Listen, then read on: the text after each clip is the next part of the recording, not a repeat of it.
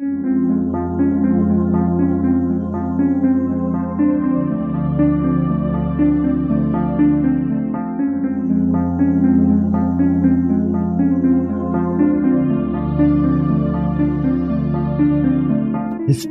tells the story of the world and of our lives. Sometimes that history goes bump in the night.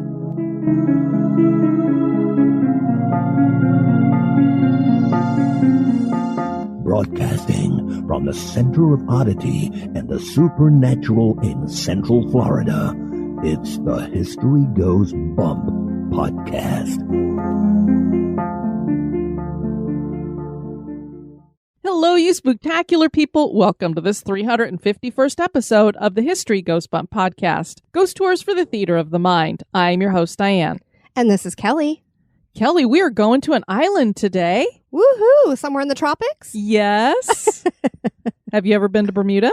I have not. I have when I was a kid.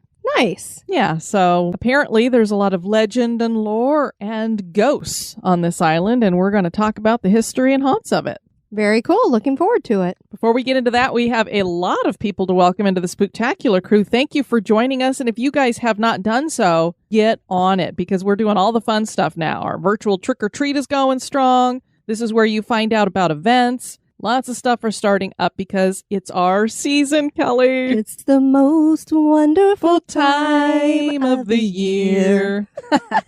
We want to welcome into the Spooktacular crew Ted, Maggie, James, Linz, Stephanie, Bruce, Jennifer, Richard, Sonia, Patrick, Julianne, Jamie Ann, who spells her name Y-M-I. That's very cool. Brad, Karen, Jessica with a K instead of a C, Salem Traveler, and Bailey. Welcome to the crew, everybody. Thanks for everybody joining us. And now, this moment in Oddity.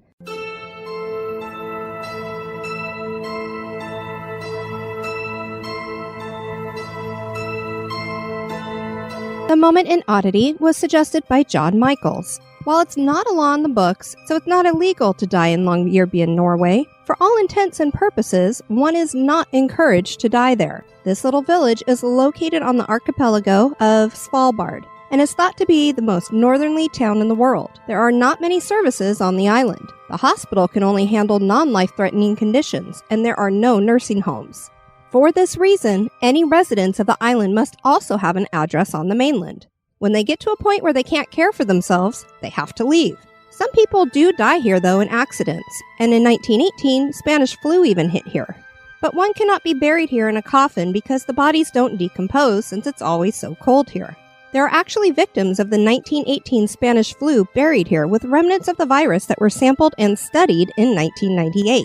So while dying isn't banned here, it is uncommon, and that certainly is odd.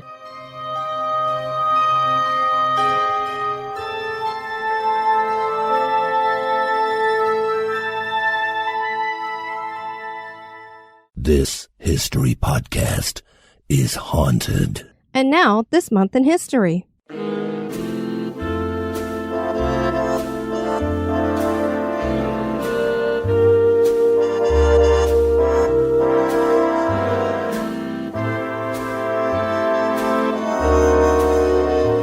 In the month of September, on the 1st in 1972, Bobby Fischer wins the World Chess Championship in Iceland.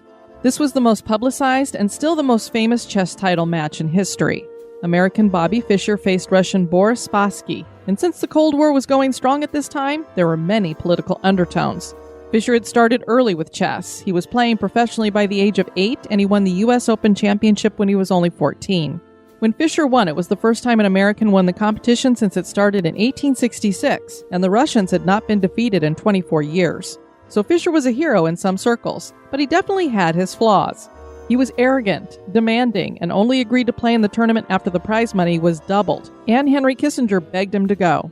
Fischer took home over $156,000, but would lose his title 3 years later when he had to forfeit that title because he wouldn't show up for the competition when his demands were not met. The Ballad of Bobby Fischer was a song he inspired, and he became the subject of many movies and books.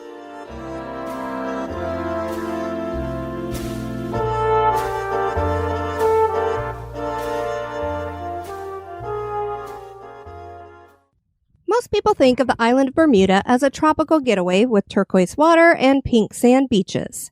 And while that is true, Bermuda has been known as the Isle of Devils. Much of the reason why was because of the stormy weather that has throttled the island, along with the treacherous ring of coral that has surrounded it. This also happens to be the eastern point of the Bermuda Triangle. Thus, the island has become a place of lore, and there are many tales of hauntings. Join us as we share the history and hauntings of Bermuda.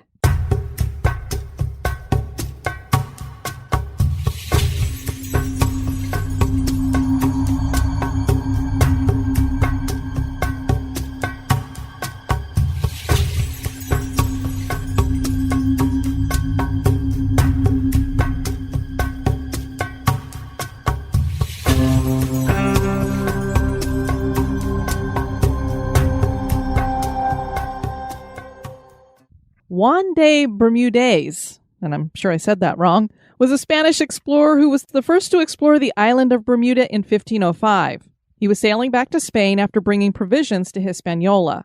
Can you imagine? You're just like, okay, we're heading home, boys. Do. Whoa, what is this? A little surprise there. Yeah. The island would be named for him, and he would return to it a few years later to drop off some pigs, in case anyone ever got marooned there. Okay. Forward thinker. I like it. Come on, Kelly, it's like a delivery service or fast food. He's like, oh, I'm going to deliver some fast food to the island on my way over to Hispaniola again. Just being prepared. He's like a Boy Scout. I mean, if you got marooned on this island, you'd be like, wow, this place is so beautiful, so cool, but I'm going to starve to death. Wait, there's pigs. Bacon! Bacon! I mean, if there was one food you took with you to a isolated island somewhere, wouldn't it be bacon? Well, yeah, it's the perfect food. And this is tropical. Maybe there's pineapple somewhere. Yes, bacon-wrapped pineapple. Maybe catch some prawns? I don't know. Oh, gosh, you could have a feast. 5-star meal out there. You'd probably die of thirst and starvation later, but at least you'd feel good before you got there. In 1609, Bermuda would finally be settled by the British, but this was not a planned development. Their ship, the Sea Venture, was headed to Jamestown when it wrecked on those treacherous corals around the island. 3 people stayed here while the rest continued to Jamestown. It would take 3 years before the island was officially British territory, and it has stayed that way up until our current time. The town of St. George would be named the capital and is considered the oldest continually inhabited English town in the Americas. Bermuda has seen a lot of action through the years. The British used this as a launching point during the American Revolutionary War and the War of 1812. The Confederates used it during the Civil War. When Prohibition was in full swing, Bermuda was a scene of rum running. And while Bermuda is a British territory, it has been allowed to self-govern, and British troops left in 1952. Agriculture and salt trading were early parts of its economy, and these grew into shipbuilding and exporting lilies and onions. That seems kind of random. It is kind of random. And onions. Okay. But you know what? Let's be honest, they both stink. But they're so good. Yeah, lilies do stink. Mm-hmm. But onions are tasty. They are tasty. So I don't really have much use for lilies. They're really stinky when you drive by and there's a field of them. I can imagine. Fun fact, Bermudians are sometimes called onions for this reason. Can you imagine? No. Yo, onion. Oh my gosh. Okay. Doesn't sound very nice. And of course, the island's main enterprise is tourism. There is a mix of cultures here with a melding of British colonialism, the slave trade, and immigrants from other islands and countries. There are many people on the island who speak Portuguese, and Bermudians have unique idioms. For example, a regular Sally Bassett day means a hot summer's day, and Aunt Haggie's children means slow or confounding people. Yeah, I'm not sure who Aunt Haggie was, but apparently she had some dumb kids hanging around her or something. I don't know. That's quite odd. And when it comes to the tourism, Kelly, that's why we were there. My dad used to sell life insurance, and he could earn different levels, and then you'd have different trips that you could win. And the one year he won the trip to Bermuda, and so they just paid mine and my sister's way so that we could go with him. Nice. Yeah, so it was a lot of fun. The main thing I remember about it, other than it had these pink sand beaches, which I'd never seen before, is the taxi drivers are nuts. Kind of like in New York? Yes. They are crazy. You think you're going to die. I mean, it's just like speeding, swerving, honking all over the place. And of course, they drive on the other side of the road because this is a British Commonwealth. So it's interesting, but it was cool, I think. I was pretty young when we went. I would probably appreciate it a lot more as an adult now. Well, you made it out with your life, and that's what's important. That is true. For many people, when hearing the name Bermuda, they immediately think of the strange triangular portal referred to as the Bermuda Triangle. Christopher Columbus documented some of the earliest anomalous incidents in his logs, in which he describes compasses moving about erratically and strange lights in the sky. The Bermuda Triangle is also known as the Devil's Triangle and stretches from Miami, Florida to San Juan, Puerto Rico to Bermuda, and could encompass up to 1.5 million square miles. This is one of the most heavily trafficked areas in the world by planes and ships, and several of those planes and ships have gone missing under mysterious circumstances. There are those who believe that the disappearances are tied to something paranormal, like UFOs, or some kind of portal or vortex. But science has a very different opinion. From the NOAA website, environmental considerations could explain many, if not most, of the disappearances. And there is some evidence to suggest that the Bermuda Triangle is a place where a magnetic compass sometimes points towards the true north as opposed to the magnetic north. The U.S. Navy and U.S. Coast Guard contend that there are no supernatural explanations for the disasters at sea. Their experience suggests that the combined forces of nature and human fallibility outdo even the most incredulous science fiction. They add that no official maps exist that delineate the boundaries of the Bermuda Triangle, and the U.S. Board of Geographic Names does not recognize the Bermuda Triangle as an official name and does not maintain an official file on the area. The ocean has always been a very mysterious place to humans, and when foul weather or poor navigation is involved, it can be a very deadly place. This is true all over the world. There is no evidence that mysterious disappearances occur with any greater frequency in the Bermuda Triangle than in any other large, well-traveled area of the ocean. Party poopers. I mean, come on. We're not having this anywhere else in the world, except for now they're naming all these different triangles all over the place where they have these gatherings. Anomalies. Yes. One of the most famous disappearances was Flight 19. This was a group of 5 TBM Avenger torpedo bombers out on a training flight on December 5th, 1945. They never returned home, and naval investigators assumed there was a navigational error, and then the aircrafts ran out of fuel. There were 14 men lost with that disappearance. Radio conversations between the pilots of the planes was overheard by other aircraft.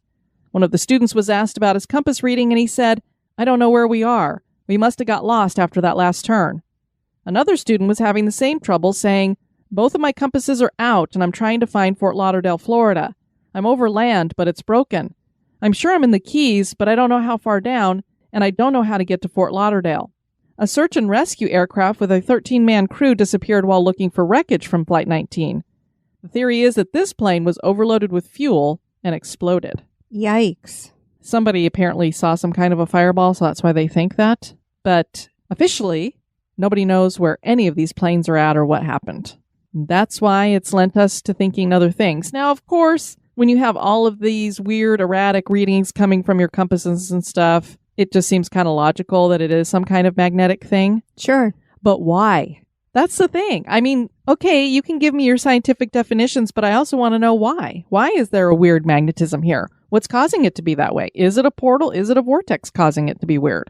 I just would love to know. So our very first location we're going to be featuring has got a wonderful name, Kelly. Spithead House. Ew. Granaway Deep is a basin in Warwick, Bermuda. Along the shores of this location, one finds a house known as Spithead. This was the former home of Bermuda's foremost privateer, Hezekiah Frith. He was born in Bermuda and became a successful shipowner in the late 1700s. He made a fortune from smuggling and privateering. He ran a store next to the house where he sold treasures from 2 ships he had captured. Legend claims that he captured a French woman and kept her at his house. It is thought that he might have killed the young woman in the carriage house, and it is her and Hezekiah that are believed to haunt this location. American playwright Eugene O'Neill once lived in the house, as did actor and director Charlie Chaplin. English playwright Sir Noel Coward lived here in 1956, and he claimed to have seen both apparitions on many occasions. The ghost of Captain George Dew. Captain George Dew was a privateer. Don't you love how they're calling all of them privateers? Bermuda apparently was the home to many, many pirates. Captain George Dew was a privateer who started as a sailor working on the slave ships heading for West Africa. After this, he focused his efforts in Central and South America. In 1686, he took part in buccaneer raids on Panama City, and the following year he helped sack the city of Guayaquil in Ecuador. Bermuda would become a part of his life in 1691 when the country gave him a commission to privateer and he was told to focus on French ships. So basically they said, you are an official pirate for the government. Go get the French.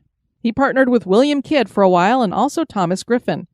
They were pursued by pirate hunter Christopher Goff, but he could never catch them, and it was said they could sail 2 feet to his 1. Captain Dew returned to Bermuda in 1693 and got married and started a family. But he was soon off being a pirate again. He joined Thomas Tew for a bit, and then he was off pioneering the pirate round route to Madagascar, and then he pirated through the Caribbean. He settled down finally in 1699 and returned to Bermuda, where he built his home that is now known as the Old Rectory. It took on this later name after Parson Richardson, who was known as the Little Bishop, lived here. Dew began a law practice of all things and was elected to a seat in the General Assembly. He died in 1703. The Old Rectory was eventually turned into a bed and breakfast and a Bermuda National Trust property. There are unique features like welcoming armed stairs and windows that are positioned high on the house just under the eaves. And those welcoming armed stairs, Kelly, are the ones that have them coming down on both sides. They kind of sweep down. Oh, yeah, they're beautiful. They're so grand looking. Yeah, and there's a lot of legends that claim that this was so a man wouldn't be walking up the stairs behind a woman and see her ankle. So one side would be for the men, the other side for the women. I actually listened to a tour guide talking about these on a YouTube video somewhere, and he said that was just legend, that was not true. Really? But I have heard that for years and years and years. So have I. I can't imagine that it didn't have some kind of truth to it. I would think it did. But clearly it's a very cool architectural feature, so I could see why they put them in, even if it doesn't have an actual purpose to it. But it served a good purpose. The Old Rectory is haunted by the ghost of Captain Dew, and he is said to be seen most often sitting at a harpsichord and playing it softly. Next we have Old Morgan. Some locals call this legend the Cloudy Captain. Others refer to it as Old Morgan. Apparently, the Old Morgan is a long, low-lying rain cloud that appears during the summertime over the island, but is not actually a rain cloud. This is supposed to be the spirit of a whaleboat captain by the name of Morgan. So yes, Captain Morgan. Were we just talking about rum? I know. One has to wonder if he was running rum. Legend claims that smugglers ransacked his boats in 1775, and he was so angry about this that even in death he cannot rest until the culprits are apprehended. That never seems to have happened, so this cloud will continue to show up, and islanders will probably hope that the rain that is falling is actually rum. When we researched further, we did find that there was a Charles W. Morgan whaling ship that carried whaleboats aboard it. She is nearly 180 years old and has been restored and named for Charles Waln Morgan, a businessman rather than a captain. Yeah, so I was like, was there really a Captain Morgan? And I was trying to look him up, and all I got through all my searches was this whaling ship coming up. But I thought, well, isn't that interesting? Because he was supposed to be a whaleboat captain. But the ship is not named for a captain, so... I used to see him in the grocery stores in California. They'd always have the big statue of Captain Morgan, and it's a pirate. In the grocery stores? Yes, because in California, they sell hard liquor in the grocery stores. They do? They do. Oh, wow. And he's standing like with his foot, I think his foot's like up on a barrel with his big boots and everything. Uh-huh. He's like posing. So there's Captain Morgan.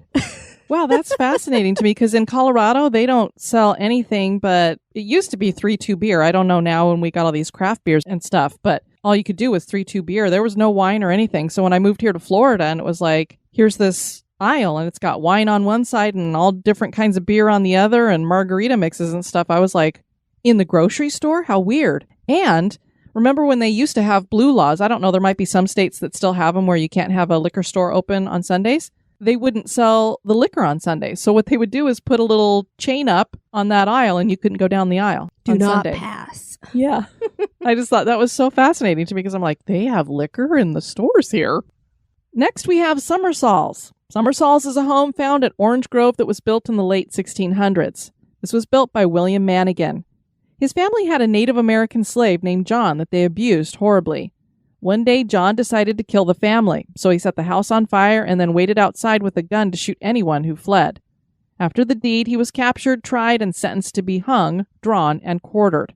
Legend claims that his spirit still roams the grounds, although we could find no records that this location still exists. John is heard chanting in a Native American language and is seen holding a pistol. Next, we have Bel Air. Another weird story is told about a house called Bel Air on Cobb's Hill.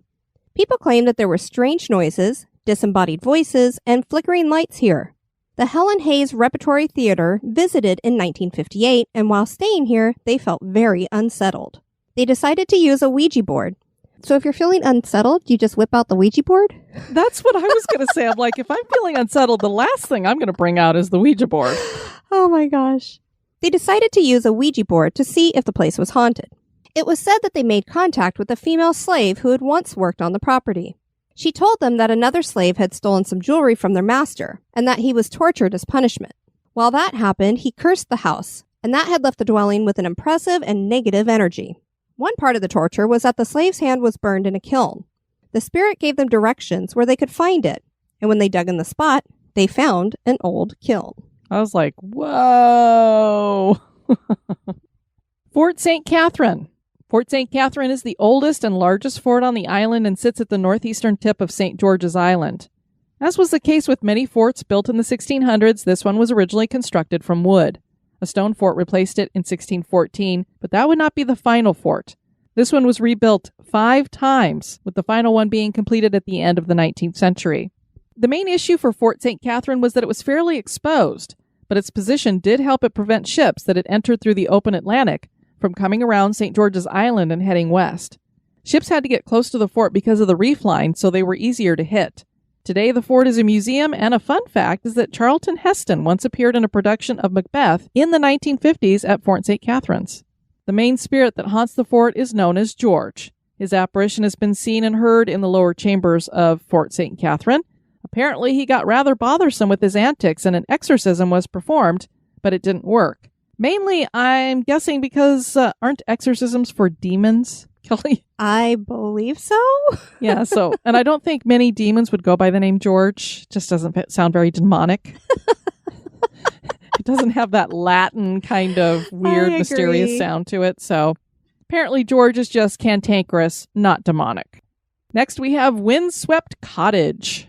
Hugh Gray was a hotelier in Bermuda, and he owned the Cambridge Beaches property. On the property was the Windswept Cottage, and this is where he lived with his wife. The Grays went to lunch with Inspector Dennis Alderson in the 1920s, and the trio decided to go for a boat ride. The boat turned over, and only Hugh Gray survived. He was rescued, and a search was made for the bodies of his wife and the inspector. 5 days later, the body of Inspector Vernon Jackson was found at Spanish Point, but he had not drowned. His cummerbund was found tightened around his neck. Mrs. Gray was never found. An inquest was held, but Hugh Gray was cleared. Most people believe that there was a love triangle, and Gray killed his wife and her lover. Sometime later, Hugh Gray was found dead at the bottom of the stairs at the Windswept Cottage. Rumors circled that his wife's ghost had come back to get revenge. There are claims that Hugh Gray now haunts that cottage. Housekeepers are afraid to clean the cottage, and there are claims that the disembodied whistling of Hugh is heard. His apparition is seen walking the coastline near the cottage as well. Now, there was a guy who wrote a story about this, and he found that there was a crack in the wall and the wind would blow through it and would make a whistling sound. So he was wondering if that's where the whistling was coming from. I'd rather believe that it's the disembodied whistling of a dead man who's been killed by his ghost wife. It's definitely more interesting. Yeah, and it's an unsolved case. Did he actually just accidentally fall down the stairs and break his neck, or did someone push him? Next, we have Winton Estate. The estate known as Winton is said to be the scariest haunted property on the island. The Winton Estate is found on the North Shore and is over 200 years old. This home was built by Captain Thomas Dill, who had been born in Devonshire Parish. Dill would start as a rifleman with the Bermuda Volunteer Rifle Corps in 1895 and work his way up to lieutenant and finally captain by 1914. He was the commandant, and it was his duty to guard the Royal Naval Dockyard in Bermuda. He gave up his position to fight in World War I, and the Bermudian contingent was strongly praised for their work. Dill later became Bermuda's Attorney General and served as a member of the Colonial Parliament. He married Ruth Nielsen, and they had 7 children. Fun fact, their daughter Diana married Kirk Douglas, and she was the mother of Michael Douglas. The haunting that takes place here is said to be from Mrs. Dill. Her misty apparition has been seen roaming the house, and she touches people by tapping them. Her disembodied footsteps are heard, and she appears hovering over people when they are in bed. She answers the phone too, but doesn't say anything, confounding the callers on the other end of the line. There are claims that the haunting is so intense that it has driven people to a nervous breakdown. Mrs. Doreen Mac Musson told the Bermudian about her time living in the house for 11 months in 1964. We just couldn't get any sleep at night. even after the first week, I began to notice something, though I didn't believe in ghosts when I first moved in. There were sudden temperature drops in the house, even in the dining room, which couldn't be explained away as drafts. She also claimed that her children saw the ghostly face of a woman looking at them, and the objects would go missing. Orbs would travel up and down the stairs.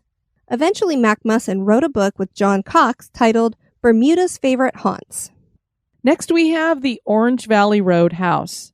Devonshire Parish is one of the 9 parishes that make up Bermuda, and it lies in the very center of Bermuda. This was named after William Cavendish, 1st Earl of Devonshire. Within the parish, on 15 wooded acres, stands a 200-year-old home known as the Orange Valley Road house, since it sits on that road. But it should probably be known as the Cox house, because that is the name of the family that has owned this house throughout those centuries. And when I say this is the family that's owned it, literally, that's the only family that has owned this through all those generations. That is amazing. I was just going to say, that's amazing. I love that. The house is well preserved and has some of the finest examples of Queen Anne furniture, and there are painted portraits of all the generations who have owned the house. It was originally built by Captain William Cox in 1796. Another member of the Cox family who lived here was named Laura. She was an avid horticulturist and took great pride in the gardens on the property. She died in 1861, but she is at unrest because her beloved flower garden was torn up and removed. She appears as a full-bodied apparition, pointing angrily at the spot where her garden once was located. What if they tore up your garden, Kelly? I'd be haunting their butts for years. You know what we're going to be haunting? Our fairy garden if they ever touch it. Heck yeah. One of Cox's descendants, John Cox, is the current owner, and he has experienced many things. He wrote an article in the Bermudian in October of 2019, and he wrote, "Although I've never seen it, I actually experienced it some years ago, which caused me serious alarm. At the time, I was occupying the west bedroom upstairs. Night after night, I was awakened by strange steps pacing back and forth across my room. Eerie lights would also pass by the open door, which led into the day room, and small objects on the bureau would move out of their own accord. Sometimes I would feel that I could not breathe, as though I were being choked. Finally, after many unnerving encounters, I called out loudly, 'Please, whoever you are, stop this. You are frightening me.' In the next instant, I was aware of someone standing over me. A warm hand touched my neck. It was as real as if my own mother had touched me. After that night, I was never again troubled by the ghost." John Cox also wrote of his cousin's experience that happened a couple of decades earlier. She had brought her twin daughters over for a birthday party and was walking around the grounds when she ran into a lady in white with her hair pulled back into a bun. His cousin said, "The mysterious woman seemed to want to communicate with me, but she said nothing. She just gazed intently at me. She next beckoned me towards the old rose garden. I looked toward the garden some 40 feet away and then back at the mysterious woman, but she had vanished as quickly as that. I knew then that I had encountered a ghost. For a while I had an odd feeling about it, but I tried not to let it bother me." Laura Cox is not the only spirit reputedly on this property, which some claim is the most haunted in Bermuda. In 1974, John's brother and some of his friends decided to camp out in Orange Valley. When they returned to the house the following morning, they saw a man staring out of a window of the east bedroom. The boys turned on a flashlight to get a better look, and they saw that the man was heavy-set and wearing a dark cloak. They could all see the man clearly, and they observed him for a while before he disappeared. The boys ran inside to search the house and only found the father sleeping in an upstairs room. John later figured out who the spirit belonged to, and it was an eccentric uncle named Aubrey Cox. Aubrey had put in the larger window that is found in this room because he liked to wake up early and watch the dawn approach out the window. John's brother has also been awakened by the spirit of a young black man and seen him standing by the bed before he disappeared. For some reason, after he vanishes, there is a smell of bacon. So I don't know if he liked to eat it or what the case was. Remember those pigs that they dropped off at the island? Exactly. Maybe it's the ghost of the pigs. A young woman was taking a tour of the house and she told John, "You'll probably think me crazy, but do you know you have a ghost in the house?"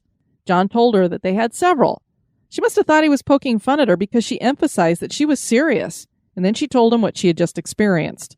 "I have communicated with the spirit of a woman of about 40 years of age. She says her name is Mary, and she's very distressed because her husband is away at sea, and he doesn't know she's ill."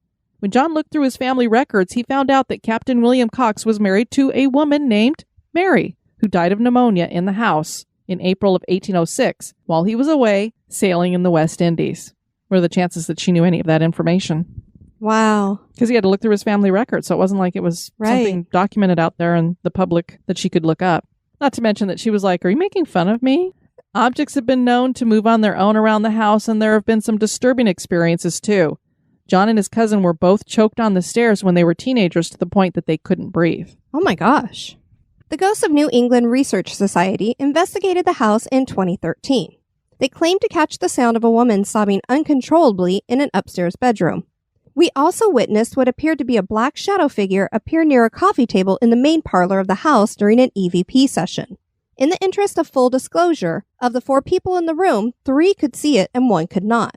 However, at this very instant, an infrared motion-activated camera tripped and took several pictures, none of which show anything unusual. They also detected the scent of roses when there was no roses in the house.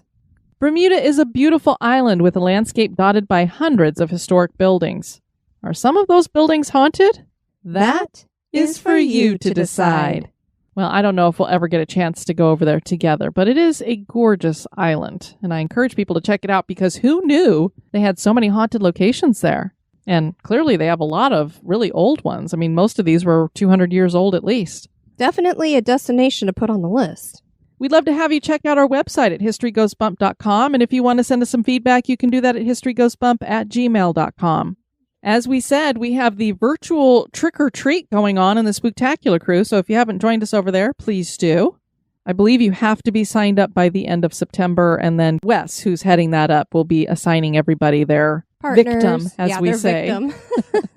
So it's a lot of fun. If you want to do something, it's a maximum of $30, and you just basically send each other a bunch of really cool stuff that's either Halloween or spooky themed, and it's kind of a nice touch. We've done it every single year, but this year it seems to be even more of a more important kind of thing because Halloween is going to be maybe a little screwed up. Although I've seen some really innovative ideas for getting candy to the kids that doesn't entail just heaving it at them.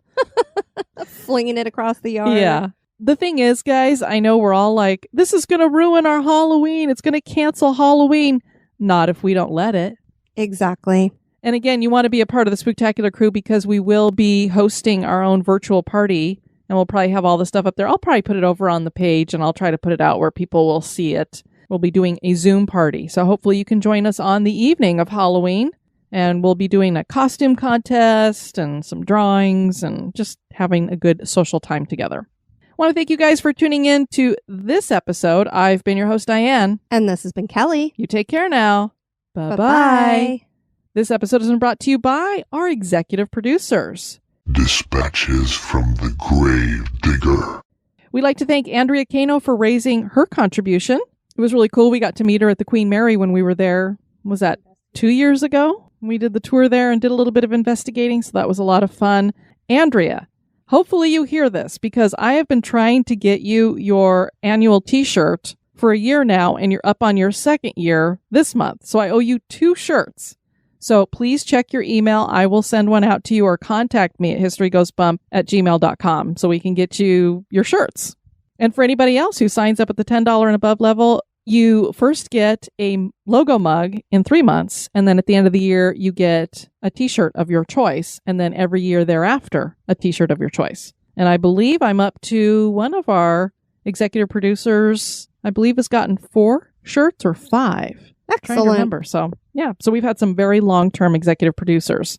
Thank you so very much. Thank you so much for supporting HGB. We really appreciate it. You can find History Goes Bump on Spotify, iHeartRadio, Stitcher, Apple Podcasts, Pandora, Google Play, and anywhere you can listen to podcasts.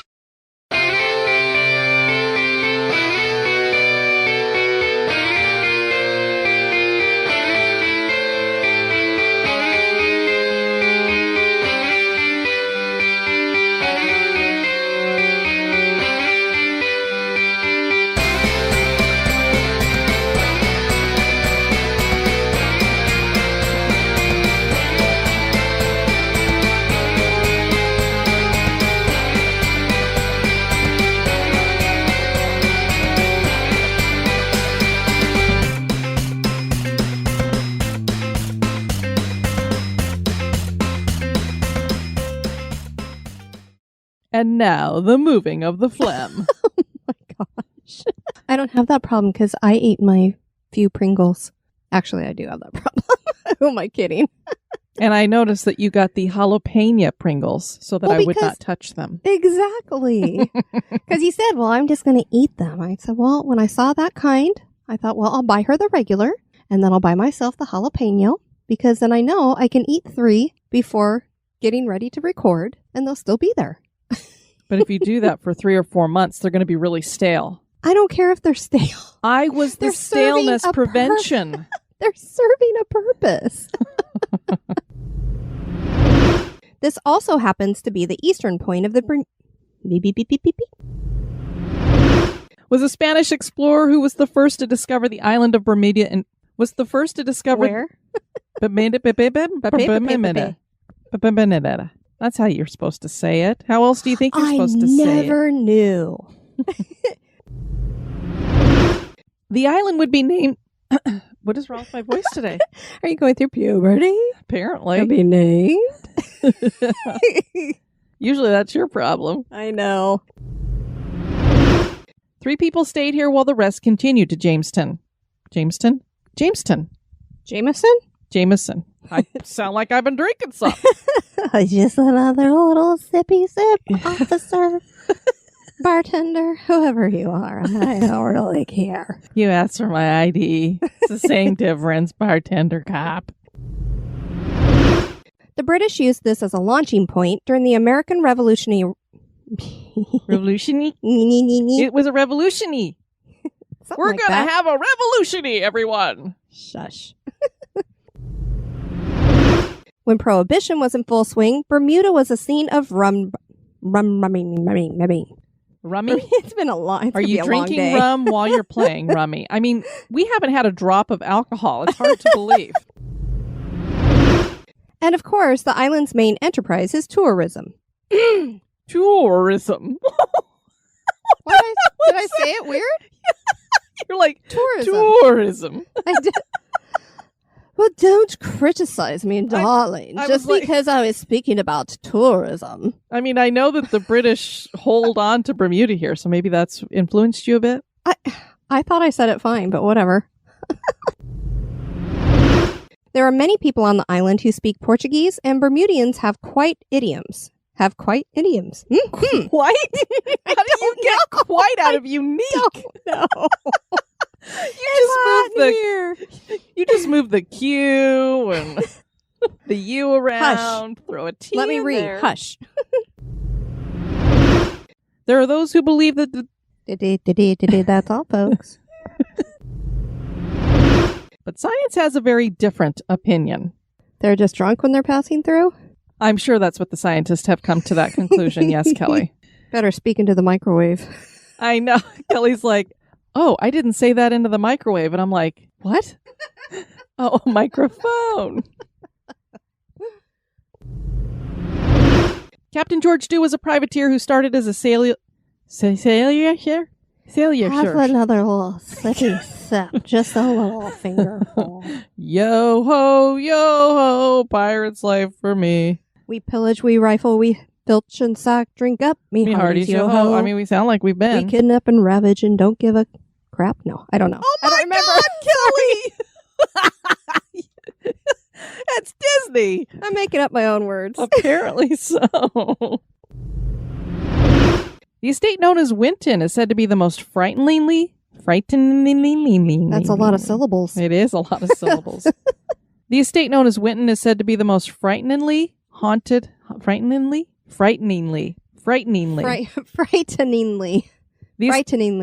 The estate known as Winton is said to be the most frighteningly. Did that sound right? No.